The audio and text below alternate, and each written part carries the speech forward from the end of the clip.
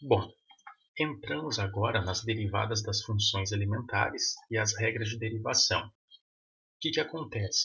Tudo que a gente viu antes a respeito das derivadas, elas são um tanto trabalhosas, aqueles cálculos com limites. Então a gente vai usar essas definições para provar propriedades e fazer essas propriedades simplificarem um pouco mais a nossa vida. Então, a primeira propriedade que eu vou apresentar aqui para vocês é o cálculo da derivada da função constante. Derivada da função constante é o quê? F de x igual a c, f de x igual a uma constante. Nós vamos provar aqui que a derivada da função constante vai ser sempre igual a zero. Então, por exemplo, derivada de 3 vai ser zero, derivada de 5 vai ser zero, derivada de menos 10 vai ser zero, derivada de menos 2 quartos vai ser zero, ou seja, sempre a derivada de números vai ser igual a zero. Qual que vai ser a essência? Abre pela definição. Nós vamos trabalhar com um limite, com h tendendo a zero, de f de a mais h menos f de a sobre h. Isso daqui é a definição da derivada que eu apresentei para vocês no material anterior. Então, o que a gente tem? Vamos substituir o que a gente conhece. F de a mais h. F de a mais h significa olhar para a lei de formação da função f.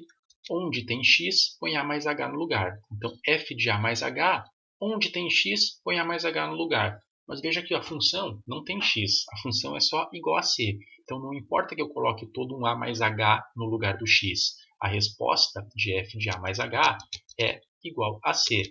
Então, f de a mais h é c. Menos f de a. O que é f de a? Olha para a lei de formação da função f, põe a no lugar do x. Coloquei a no lugar do x, aqui não tem nenhum x, fica só o c como resposta. Então, f de a também é c. Então, ficou que f de a também é c. Ficamos com c menos c sobre h. Mas c menos c, uma coisa menos ela mesma, é zero. Zero dividido por h é zero. E aqui, sei lá por que desapareceu o restante do meu material. Então, zero dividido por h é zero. E limite de zero com h tendendo a zero, só jogar o zero no lugar do h, que não tem nenhum h. Então vai ficar só o zero. Limite da função h vai ser o zero. Então o que a gente acabou de constatar? Que a derivada da função constante dá zero como resposta. Então isso é o primeiro resultado que a gente pode utilizar. Sempre a partir de agora, que eu for derivar uma constante, a resposta dessa derivada vai ser igual a zero. Próxima. Essa vai ser bem importante e clássica, a gente vai usar bastante, que é a derivada da função potência. O que é uma função potência? Função potência é a função f de x igual a x elevado a um número real, x elevado a n. A derivada vai ser dada por isso aqui. Depois eu explico, interpreto o resultado para vocês. Qual que vai ser a essência? De novo, se eu quero uma derivada, eu estou trabalhando com um limite. Limite de h tendendo a zero, f de a mais h menos f de a sobre h. Então, f de a mais h significa olhar para a lei de formação f e colocar a mais h no lugar do x. Então, colocando a mais h no lugar do x, vai ficar a mais h na n. Então, está aqui a mais h na n, menos o f de a. Não calculei ele aqui ainda, mas já dá para ter substituído. O que é o f de a? Colocar a no lugar do x. Então, a na n. Aqui eu já poderia então ter colocado direto como a na n. E até coloquei aqui depois. Ó.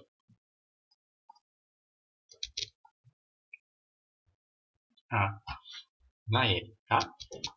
Muito bem. Agora ficamos com esse a mais h elevado na n. Que diabo a gente faz com isso daqui? Veja que é uma coisa mais outra elevada numa potência. Isso é o que a gente viu lá no pré-cálculo de expansão de binômios de Newton. Então a gente consegue abrir isso daqui pelos binômios de Newton. Qual que era a essência? Começava com a no maior expoente, que é n, e o h no menor expoente, que é zero. Então a no maior expoente, que é n, e o h no menor expoente, que é zero, que nem aparece aqui. Próximo passo, vai reduzindo uma unidade dos A's, então será n, reduz uma unidade, n-1, reduz uma unidade, n-2, e assim sucessivamente até chegar no a na 2, a na 1 e por fim desaparecer. Com relação ao h, começa com ele no menor expoente e vai aumentando. Então nesse primeiro termo não tem o h, seria um h na 0.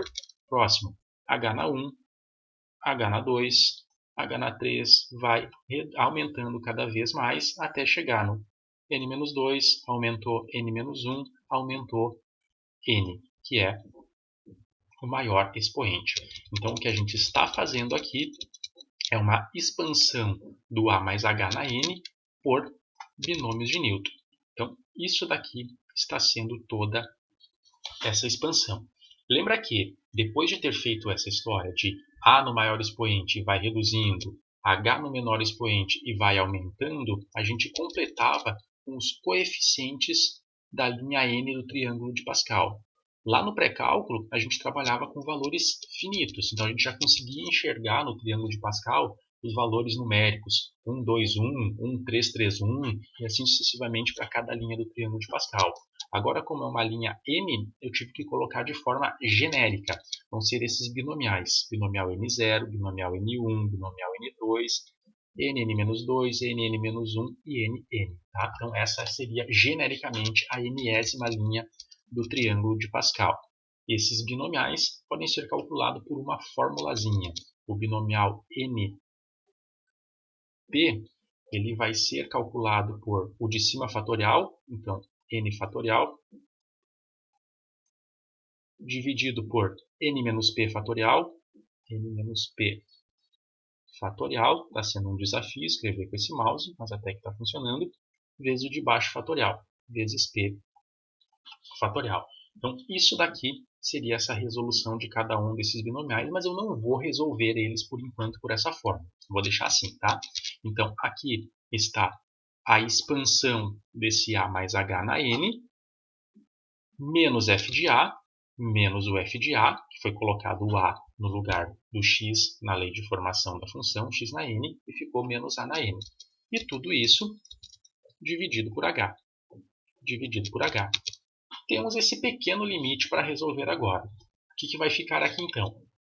Veja que eu acabei resolvendo já nessa linha o binomial N0, tá?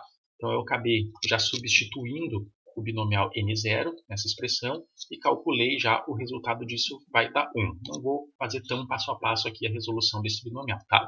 Mas enfim, só resolvi esse daqui.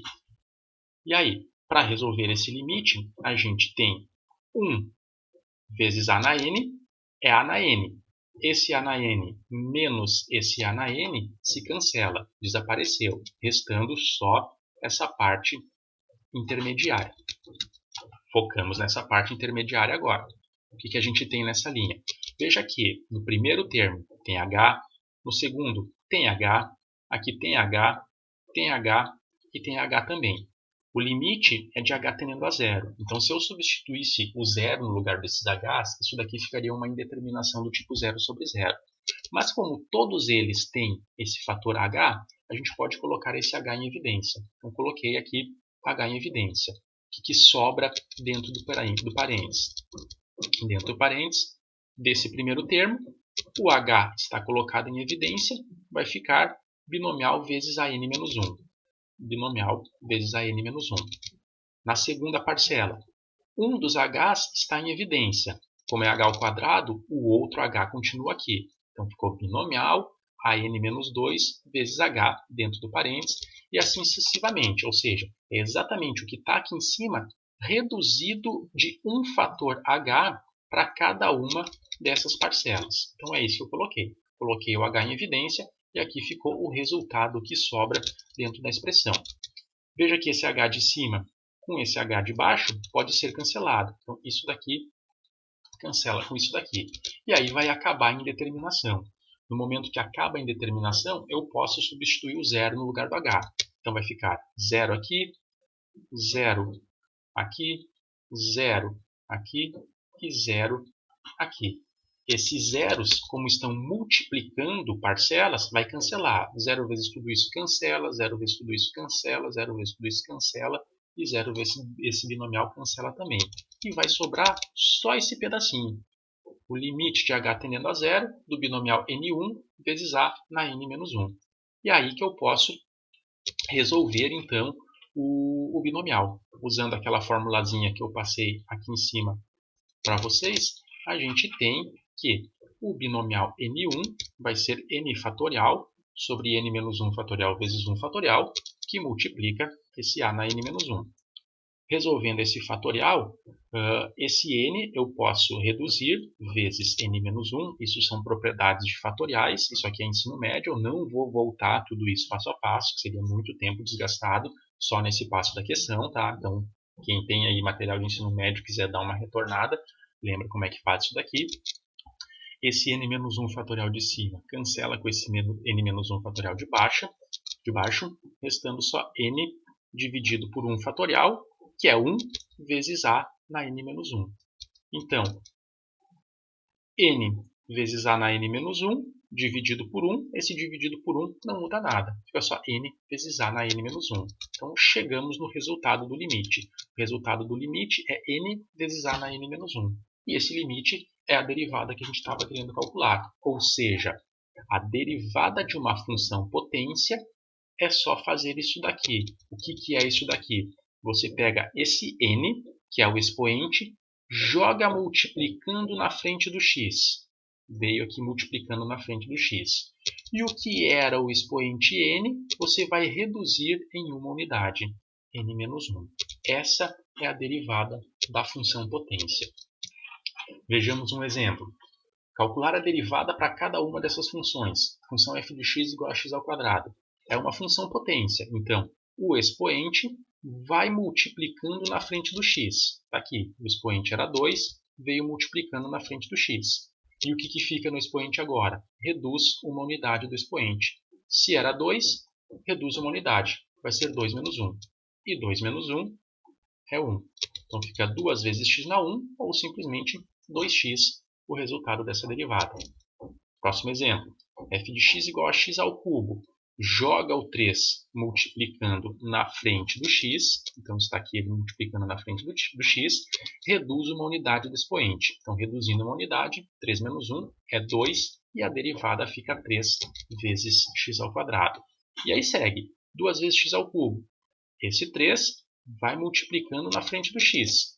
Está aqui multiplicando na frente do x. Veja que antes tinha um 2 multiplicando, ele continua multiplicando aqui na frente também. Então fica 2 vezes o 3, que era o expoente, e reduz uma unidade do expoente. Era 3, reduziu para 3 menos 1. E aí tu opera. Esse 2 vezes 3 dá 6, e o x na 3 menos 1 vira x ao quadrado. Derivada da função é 6x ao quadrado. Letra D. F de x igual a 3 vezes x. Embora não apareça, isso daqui é como se tivesse um 1 aqui no expoente. Então, fazer a derivada de 3x é a mesma coisa que fazer a derivada, ou seja, fazer linha, derivar a função 3 vezes x na 1. Esse 1 é uma potência, joga multiplicando na frente do x. E o expoente reduz uma unidade. Era 1, fica 1 menos 1.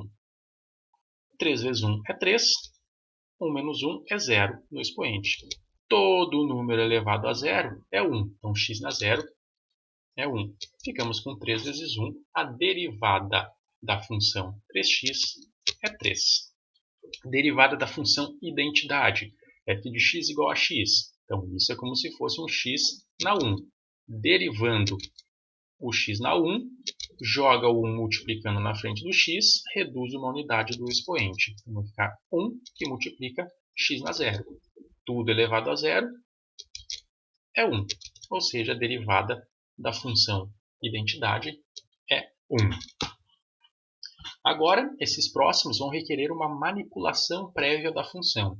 Então, eu vou dar um pause nesse vídeo e deixar esses próximos em vídeos separados para facilitar aí o andamento e o ritmo de vocês que estão assistindo ele.